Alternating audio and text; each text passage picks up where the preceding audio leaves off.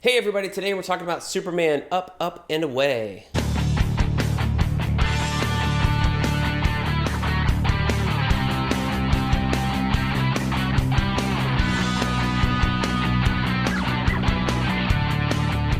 Hey everybody, welcome back to BK's Bullets. Today we're reading more Superman here in 2025. It is the summer of Superman after all, so why not go through some of my old Superman books and do some reviews, right? We did cover a lot of them in videos previously with Jeff Johns, right? So why not go back to the first, one of the first Superman stories I read by him. It's not the first one he's done. I think he did a run in pre-Infinite Crisis. I've never read those.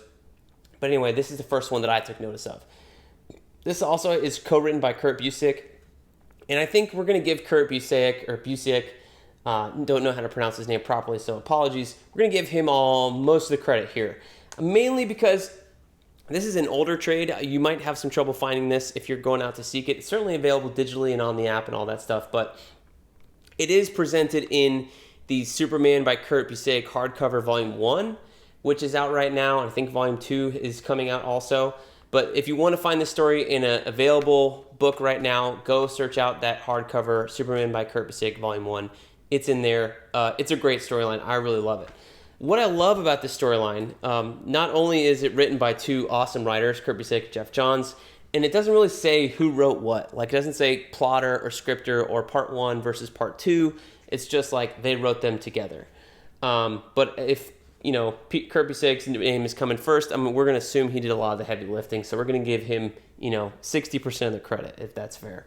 It's also got gorgeous art by Pete Woods and Renato Guedes. Pete Woods was coming off of, I think, the Batman War Games event was the first time I had seen him, although I didn't really realize it until I went back and reread it after reading this and looking at this art going like, holy cow, this is amazing. And then you also have Renato Guedes, I think does 3 out of the 8 issues in here. And later on in his career, he goes on to do, I'm trying to find a page where he shows up. He goes on to do the James Robinson Superman run, I think on the Superman book with the Alex Ross covers against Atlas, things like that. He's got a very similar style to Pete Woods here, which I really enjoyed.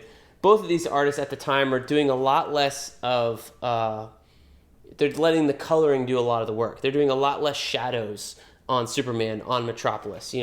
Pete Woods has a little bit of it, but even still, it's a lot more open and clean line work than somebody like Jim Lee, who would have, drawn in all these shadows. He's letting the colors do a lot of the work, which I really appreciate. And that shift in style between these two artists really brings a cohesiveness across the book, across their two styles, because they are so different, but because of the way that they're kind of letting the art breathe a little bit, letting the coloring do a lot of the work, it does kind of bring this cohesiveness to it, even though they are independent artists and they do have two distinct styles. Like, you can tell them apart, but you're not jarred reading them across this book, across these 8 issues. So Up, Up, and Away was the first Superman storyline coming out of the Infinite Crisis event back in 2005, I believe. So Infinite Crisis, as it was being published, in the middle of Infinite Crisis, I think in issue 5 or 6, DC's titles jumped to what was called the 1 year later event. And every book stopped, and you were kind of left hanging with what happens in Infinite Crisis. Batman jumps 1 year later, and Superman jumps 1 year later. And for those characters, they had a crossover between their 2 main books at the time. So Batman, that storyline is called Face to Face. It's awesome. I will do a review on it for sure at some point on the channel. And Superman has this one, Up, Up, and Away. And it was kind of like getting the storylines ready for the new runs that were going to happen. Kurt Busiek was taking over Superman at the time, and then Jeff Johns was taking over Action Comics with the, Adam Kubert, right? At the same time, Batman was prepping for Paul Dini to take over on Detective and Grant Morrison to take over on the Batman book. So it was kind of a little placeholder of like, let's set up the character and where they're at, and then let these creators go and start their runs. And Grant Morrison had a great run on Batman. Paul Dini, I think, has one of the more underrated runs on Batman. We're going to get to his stuff when I get to his omnibus, hopefully later this year. But the Superman writers kind of kind of fiddled. You know, Kurt Busiek had this stuff. He had some one-offs in Action Comics as Jeff Johns was like trying to fill in some gaps in his writing, and artists were taking breaks or had complications, whatever. And then Kurt Busiek also has Camelot Falls, which we have reviewed on the channel. I've done an overview of the deluxe edition and a review of it, so you go check those videos out. And I think that's a great story, but he kind of, you know, doesn't do much after that in terms of Superman. So it's kind of weird in terms of this is such a great story, but the stories that came out of it from these writers weren't setting the world on fire. I think this is the best storyline out of all those collected ones from Jeff Johns and Kurt Busiek. I think this one actually is the strongest one, and it's the first one. So yeah, this collects, oh gosh, it's not even on the back, Action Comics and Superman, and it would go from like, you know, it was one a month, right? So you would have 2 books a month. You'd have 1 issue of Action, 1 issue of Superman. So this collects Action Comics 837 to 840, and Superman 650 to 653. And that was a little confusing at the time because it actually changed the number. It took the numbering of the Adventures of Superman title, not the Superman title that had launched with, I think, John Byrne, right? So a little bit of funky numbering going on at the time, too, if you care about that stuff. Anyway, the story. What does the story come out, Brent? All right, so 1 year later, Superman doesn't have powers in this book for a long period of time. Let's just say that, right? He is on the cover. The covers are all done by Terry Dodson. They're beautiful.